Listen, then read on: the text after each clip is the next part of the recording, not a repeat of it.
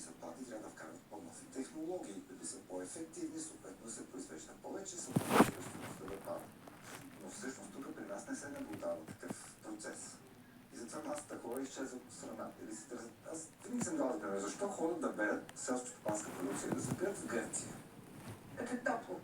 Не е това. Не е само Не е това. това. И в Англия, или къде Да. и не. А тук никой не иска. Защо? Явно нивото на заплащане е различно. По тази причина имаше един български филм, Велко Кънев, който казваше, не Павел Попандов беше, извинявам се, човек не ходи подели кефа си, а подели хляба си. Точно така е. И ако ние не осигурим достатъчно хляб като общество, нашата нация се топи. Независимо от това какви неща се приказват от всякакви хора, къде ли не. Предполагам с това, което казвате, обезмисляте и въпроса ми в други развити европейски държави присъства ли проблема с работещите? Присъства, но не в такава степен. Тоест при нас е много силно изразено и тенденцията не се чупи. Тя продължава да, т.е. нараства бедността. А една от най-засегнатите групи са децата при тази бедност. И после се чудим, че има заболявания, когато имате некачествено хранене. Това го има. Какво случва с децата? Те почват да развиват различни видове болести, виж какво става с диабет. Това е некачествено хранене. Какви са решенията?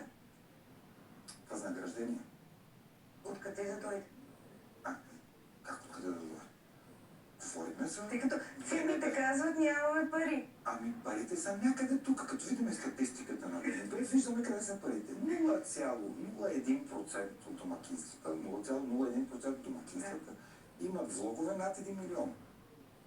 А 48% имат по 170 лева. Значи парите са тук. Не можем да вземем от богатите, за да дадем на бедни. Това е работа на държавата. Функция на държавата е преразпределение.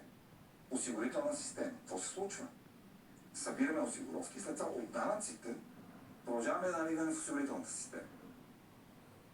Защо? Защо се облагат с данъци най-ниските доходи? При положение, че не са достатъчни дори да си купиш храната за месец. Къде е държавната политика? Тоест как ние подпомагаме тия хора? Прак на бедност 526 лева. Кой оцелява с 526 лева на месец? Как да оцелее такъв човек? То няма 20 лева на ден. Тоест, какво да си купи кисело мляко, хляб или да си плати водата и другото да не го спрат. Достатъчно репортажи има за такива хора. Има, но това, което вие предлагате като решение, аз не виждам в близко бъдеще как би могло да се реализира. Което какво означава? Ако трябва да направим прогноза за следващите 10 години... Трябва да продължава в тази посока.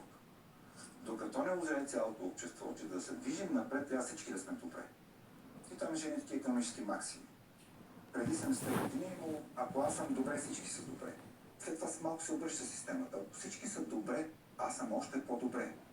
И докато не се разбере този принцип, няма да има достатъчно работна сила. Работна сила ще изчезва навън. Демографията ще продължава да се слива.